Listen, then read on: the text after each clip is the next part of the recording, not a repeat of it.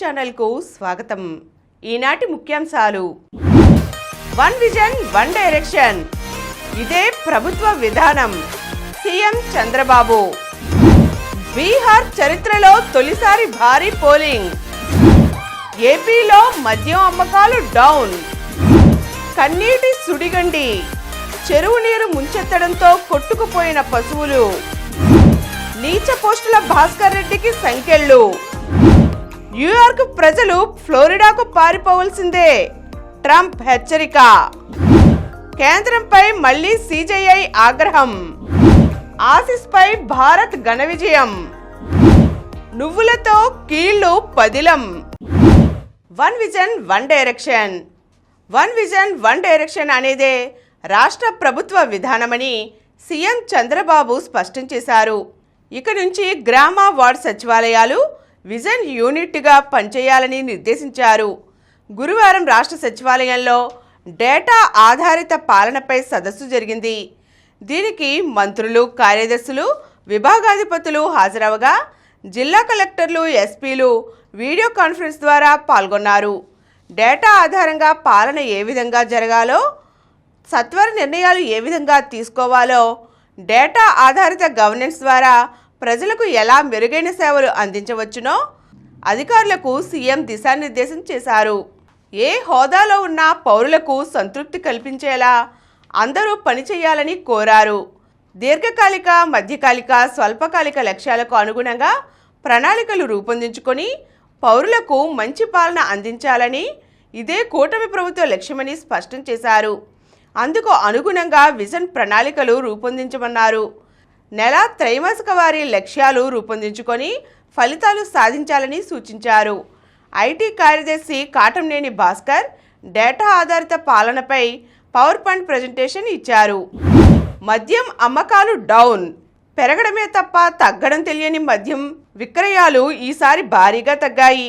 ఈ ఏడాది సెప్టెంబర్లో 2,517 కోట్ల మద్యం విక్రయాలు జరగగా అక్టోబర్లో 2,418 కోట్లకు పరిమితమయ్యాయి. అంటే 99 కోట్ల మేర అమ్మకాలు తగ్గాయి. బెల్ట్ షాపులపై ప్రభుత్వం ఉక్కుపాదం మోపుతోంది. అనధికారికంగా ఎక్కడ మద్యం విక్రయిస్తున్నా నిఘా పెట్టి చర్యలు తీసుకుంటోంది. విక్రయాలు తగ్గడానికి కారణం ఇదే అని భావిస్తున్నారు. ఇక గత ఏడాది అక్టోబర్తో పోల్చితే ఈసారి ఏకంగా 430 కోట్లు తగ్గడం గమనార్హం. కాగా గత ఏడాది అక్టోబర్లోనే నూతన మద్యం షాపుల పాలసీ అమల్లోకి వచ్చింది.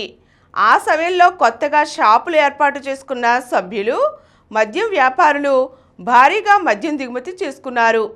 దాంతో గత ఏడాది అక్టోబర్లో అమ్మకాలు భారీగా నమోదయ్యాయన్నది మరొక వాదన. వందే మాతరానికి 150 ఏళ్ళు. స్వాతంత్ర పోరాటంలో కశ్మీర్ నుంచి కన్యాకుమారి వరకు రణ నినాదంలా నిలిచిన గేయం వందే మాతరమని జనసేన అధినేత, డిప్యూటీ సీఎం పవన్ కళ్యాణ్ పేర్కొన్నారు.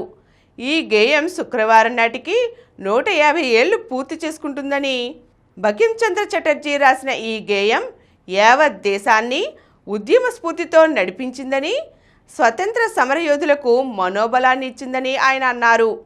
వందే మాతరం గురించి భావితరాలకు ఘనంగా తెలియచేయాలని దేశవ్యాప్తంగా నిర్దేశిత సమయంలో ప్రజలందరూ ఈ గేయాన్ని ఆలపించాలని మోదీ ప్రభుత్వం నిర్ణయించిందని పేర్కొన్నారు.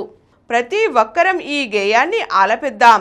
దీని స్ఫూర్తిని భావితరాలకు అందించే బాధ్యత మనందరిది అని ఆయన పిలుపునిచ్చారు. బీహార్ చరిత్రలో తొలిసారి భారీ పోలింగ్. బీహార్ చరిత్రలోనే మొట్టమొదటిసారిగా 64.66% మంది గురువారం జరిగిన తొలి విడత ఎన్నికల్లో ఓటు వేశారు. 18 జిల్లాల్లోని 121 అసెంబ్లీ నియోజకవర్గాలలో పాల్గొన్న 3.75 కోట్ల మంది ప్రజలు ఉత్సాహంతో పోలింగ్లో పాల్గొన్నారు. 1,314 మంది అభ్యర్థులు తొలి దశలో తమ భవిష్యత్తును పరీక్షించుకున్నారు. గత 3 దశాబ్దాలలో అత్యధిక పోలింగ్ జరిగిందంటే అర్థం నవంబర్ 14న ప్రజలు కొత్త ప్రభుత్వానికి అవకాశం కల్పిస్తున్నట్లే స్పష్టమవుతోందని జనసురాజ్ సంస్థాపకుడు, ప్రముఖ ఎన్నికల వ్యూహకర్త ప్రశాంత్ కిషోర్ వ్యాఖ్యానించారు. 1998లో మొదటిసారి లోక్సభ ఎన్నికల్లో 64.66% పోలింగ్ జరిగినప్పుడు బీజేపీ సమతా పార్టీ కలిసి 30 సీట్లు గెలుచుకున్నాయి. అసెంబ్లీ ఎన్నికలకు సంబంధించి 2000లో పశుగ్రాసం కుంభకోణంలో లాలూ ప్రసాద్ యాదవ్ రాజీనామా అనంతరం జరిగిన ఎన్నికల్లో 62.57% ఓటర్లు పోలింగ్లో పాల్గొని రబ్రీదేవి సారథ్యంలో ఆర్జేడీని అత్యధిక మెజారిటీతో గెలిపించారు. ఈసారి మొదటిసారిగా అత్యధిక శాతం మంది ప్రజలు ఓటింగ్లో పాల్గొనడంతో మార్పు ఖాయమంటున్నారు. తొలిదశ పోటీలో రాఘోపూర్ నుంచి ఆర్జేడీ నేత సీఎం అభ్యర్థి Tejashwi Yadav, BJP deputy CM Samrat Choudhary, Mahua నుంచి తేజస్వి సోదరుడు తేజ్ ప్రతాప్, అలీఘర్ నుంచి బీజేపీ సీనియర్ నేత మైథిలి ఠాకూర్, మొకామా నుంచి జేడీయూ నేత హత్యా నేరంపై జైలు పాలైన అనంత్ సింగ్ తదితర ప్రముఖులు ఉన్నారు. న్యూయార్క్ ప్రజలు ఫ్లోరిడాకు పారిపోవలసిందే. న్యూయార్క్ కొత్త మేయర్గా ఎన్నికైన డెమోక్రాట్ పార్టీ నేత జోహ్రాన్ మమ్దానీపై అమెరికా అధ్యక్షుడు ట్రంప్ విరుచుకుపడ్డారు. విజయోత్సవంలో జోహ్రాన్ చేసిన వ్యాఖ్యలపై మండిపడ్డారు. బుధవారం ఫ్లోరిడాలోని మియామీలో జరిగిన అమెరికా బిజినెస్ ఫోరం సదస్సులో ట్రంప్ మాట్లాడారు. ఏడాది క్రితం నవంబర్ 5న అమెరికన్లు తమ సార్వభౌమత్వాన్ని తిరిగి నిలుపుకున్నారని, ఇప్పుడు న్యూయార్క్ మేయర్ ఎన్నికల్లో అందులో కొంత పోగొట్టుకున్నారని అన్నారు. అమెరికన్లకు ఇప్పుడు కమ్యూనిజమా, కామన్ సెన్సా, ఏది కావాలో తేల్చుకోవాల్సిన సమయం వచ్చిందని పేర్కొన్నారు. మాందానియా న్యూయార్క్లో అతడి పేరు ఏదైతే ఏంటి, మహిళల క్రీడల్లో మగవాళ్ళు ఆడటం ఆయనకు అద్భుతంగా అనిపిస్తుందని ఎద్దేవా చేశారు. డెమోక్రాట్లు దేశంలోని పెద్ద నగరంలో కమ్యూనిస్ట్ని తీసుకువచ్చి కూర్చోబెట్టారని విమర్శించారు. కేంద్రంపై మళ్లీ సీజేఐ ఆగ్రహం. ట్రిబ్యునల్ సంస్కరణల చట్టం 2021 రాజ్యాంగబద్ధతను సవాల్ చేస్తూ దాఖలైన పిటిషన్లపై విచారణను వాయిదా వేయాలన్న కేంద్ర ప్రభుత్వ అభ్యర్థనపై సుప్రీంకోర్టు తీవ్ర అసంతృప్తి వ్యక్తం చేసింది. ఇది అసమంజసమని, ఆమోదయోగ్యం కాదని పేర్కొంది. ఒకవేళ ఈ నెల 24 తర్వాత కేసు విచారణ కోరుకుంటున్నారా అని నిలదీసింది. ఈ నెల 3న జరిగిన విచారణ సందర్భంగా కూడా సుప్రీంకోర్టు ప్రధాన న్యాయమూర్తి జస్టిస్ బిఆర్ గవాయ్ తీవ్ర వ్యాఖ్యలు చేసిన సంగతి తెలిసిందే. కేసు తుది వాదనలు వినడానికి సిద్ధమైన తరువాత అటార్నీ జనరల్ ఆర్ వెంకటరమణి ఈ పిటిషన్లపై 5 సభ్యుల విస్తృత ధర్మాసనం విచారణ జరపాలని కోరారు. దీనిపై సీజేఐ అభ్యంతరం వ్యక్తం చేశారు. పిటిషనర్ వాదనలు విన్న తరువాత విస్తృత ధర్మాసనం విచారణ జరపాలని కోరడమంటే ప్రధాన న్యాయమూర్తి ధర్మాసనాన్ని తప్పించుకునే ఎత్తుగడేనని ఆరోపించారు. కేంద్ర ప్రభుత్వం ఇలాంటి చర్యలకు పాల్పడుతుందని తాము ఊహించలేదన్నారు.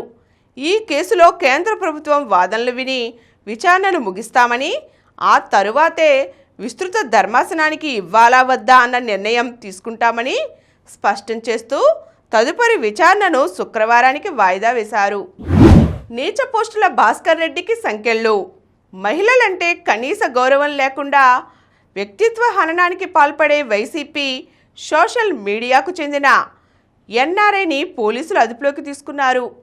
కృష్ణా జిల్లా పెనమలూరు మండలం చోడవరానికి చెందిన మాలపాటి భాస్కర్ రెడ్డి లండన్లో ఉంటున్నారు. వైసీపీ హయాంలో అత్యంత హేయమైన పోస్టులు సోషల్ మీడియాలో పోస్ట్ చేశారు. చంద్రబాబు సతీమణి భువనేశ్వరి, పవన్ కళ్యాణ్, మంత్రి లోకేష్, మాజీ సీజే జస్టిస్ ఎన్వి రమణ ఇలా ఎవరినీ వదిలిపెట్టకుండా సామాజిక మాధ్యమాల్లో అసభ్య భాషను ఉపయోగిస్తూ మెసేజ్లు చేశారు. ఎన్నికల అనంతరం కూటమి ప్రభుత్వం వచ్చిన తరువాత ఇక్కడ టీడీపీ కార్యకర్తలు భాస్కర్ రెడ్డిపై పోలీసులకు ఫిర్యాదు చేశారు. విషయం తెలుసుకున్న భాస్కర్ రెడ్డి స్వదేశానికి రాకుండా లండన్లోనే ఉండిపోయారు. అయితే 5 రోజుల క్రితం ఆయన తండ్రి మరణించారు. అంత్యక్రియల నిమిత్తం చోడవరం వస్తే పోలీసులు అరెస్ట్ చేస్తారన్న భయంతో తండ్రి మృతదేహాన్ని ఆయన స్వగ్రామమైన నెల్లూరు జిల్లా వెంగంపల్లికి రప్పించారు. అక్కడే దహన కార్యక్రమాలు పూర్తి చేసినట్లు తెలిసింది. బుధవారం రాత్రి చోడవరం చేరుకున్న భాస్కర్ రెడ్డి గురువారం తెల్లవారుజామున ఆరోగ్య పరీక్షల కోసం కానూరు 100 అడుగుల రోడ్డులోని కామినేని ఆసుపత్రికి తన సోదరునితో కలిసి వెళ్లారు. పోలీసులు వెంటనే భాస్కర్ రెడ్డిని అదుపులోకి తీసుకుని వివిధ సెక్షన్ల కింద కేసు నమోదు చేశారు. కన్నేటి సుడిగండి. తిరుపతి జిల్లా కేవీబీపురం మండలం ఓలూరు రాయల చెరువుకు గండిపడి అపార నష్టం సంభవించింది. అరగంట ముందు అందిన హెచ్చరికలతో ప్రాణ నష్టం మాత్రం తప్పింది. దూసుకు వచ్చిన జల ప్రవాహానికి కళత్తూరు దళితవాడ వాసులు సర్వస్వం కోల్పోయారు. గురువారం ఉదయం గంటన్నర పాటు 10 అడుగుల ఎత్తున కొనసాగిన నీటి ప్రవాహానికి ఇళ్లలోని ధాన్యం సహా వస్తువులు, పశువులు, వాహనాలు కొట్టుకుపోయాయి. 3 ఇళ్లు, సుమారు 90 విద్యుత్ స్తంభాలు కూలిపోయాయి. 55 పశువులు మృతి చెందాయి. మరో 800కు పైగా పశువులు ప్రవాహంలో గల్లంతయ్యాయి. ఇళ్లలోనూ వీధుల్లోనూ బురద, కొట్టుకొచ్చిన ముళ్లకంపలు, పశువుల కలేబరాలతో ఊరంతా బీభత్సంగా మారింది. ఆసీస్పై భారత్ ఘన విజయం. సూర్యకుమార్ నేతృత్వంలోని భారత టీ20 జట్టు ఇప్పటిదాకా సిరీస్ను కోల్పోలేదు. అలాగే ఆసీస్ గడ్డపైన ఈ ఫార్మేట్ అజేయంగా ఉన్న రికార్డుకు వచ్చిన ఇబ్బందేమీ లేదు. గురువారం ఆస్ట్రేలియాతో జరిగిన 4వ టీ20లో బౌలర్లు విశేషంగా రాణించడంతో భారత జట్టు 48 పరుగుల తేడాతో వరుసగా 2వ విజయం అందుకుంది. దీంతో 5 టీ20ల సిరీస్లో ప్రస్తుతం 2-1తో ఆధిక్యంలో నిలిచింది. తొలి మ్యాచ్ వర్షంతో రద్దయిన సంగతి తెలిసిందే. శనివారం బ్రిస్బేన్లో చివరి మ్యాచ్ జరుగుతుంది.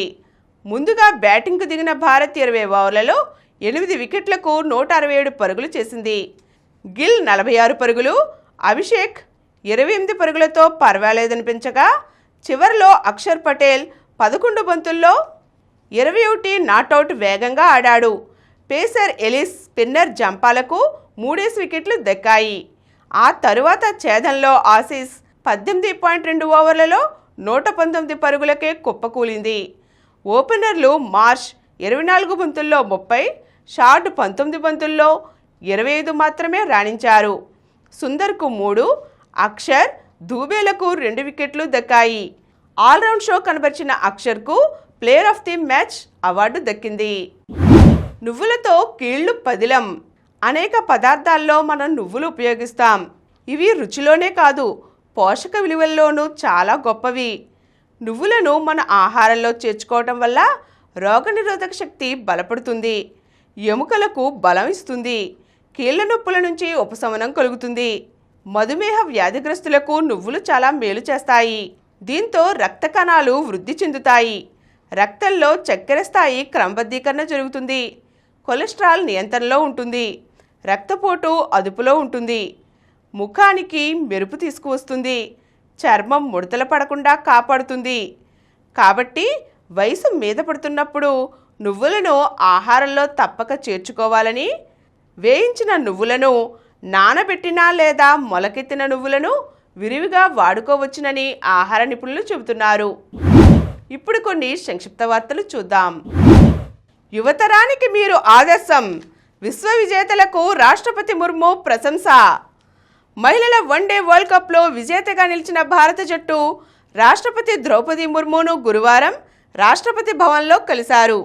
మెగా టోర్నమెంట్లో భారత జట్టు అద్భుత ప్రదర్శన కనబరిచిందని ఈ సందర్భంగా రాష్ట్రపతి కొనియాడారు. ట్రోఫీతో హర్మన్ సేన చరిత్ర సృష్టించడంతో యువతరానికి ఆదర్శంగా నిలిచిందని ముర్ము ప్రశంసించారు. నేడు కడపకు శ్రీచరణి. మహిళల వన్డే వరల్డ్ కప్లో భారత్ విజయంలో కీలక పాత్ర పోషించిన నల్లపురెడ్డి శ్రీచరణి ఈరోజు సాయంత్రం సొంత జిల్లా కడపకు రానుంది. ఆమెకు ఘన స్వాగతం పలికేందుకు ఆంధ్ర క్రికెట్ సౌజన్యంతో భారీ ఏర్పాట్లు చేసినట్లు జిల్లా క్రికెట్ సంఘం అధ్యక్షుడు తెలియజేశారు. వేలానికి దీప్తి వోల్వార్ట్. WPL మెగా వేలానికి ముందు సంచలనాలు చోటు చేసుకున్నాయి. ప్రపంచ కప్ స్టార్లు దీప్తి శర్మను యూపీ వారియర్స్, లారా వోల్వార్ట్ను గుజరాత్ జైంట్స్ వదిలేయగా Mumbai all rounder Nat Sciver Brunt, Bengaluru captain Smriti Mandhana, Gujarat Giants all rounder ఆప్లే గార్డనర్ను గరిష్ట ధర 35 కోట్లకు ఆయా ఫ్రాంచైజీలు అట్టిపెట్టుకున్నాయి. మరిన్ని వార్తా విశేషాలతో రేపటి సమరం న్యూస్లో తిరిగి కలుద్దాం. Thank you. ప్రతిరోజు వార్తా విశేషాల కోసం అనతి కాలంలోనే 20 కోట్లకు పైగా వ్యూస్ సాధించిన సమరం ఛానల్ సమర్పించు సమరం న్యూస్ ఛానల్కు సబ్స్క్రైబ్ చేయండి, లైక్ చేయండి, మీ ఫ్రెండ్స్కి షేర్ చేయండి. అలాగే ప్రక్కనున్న గంట సింబల్ని ప్రెస్ చేయడం మర్చిపోకండి.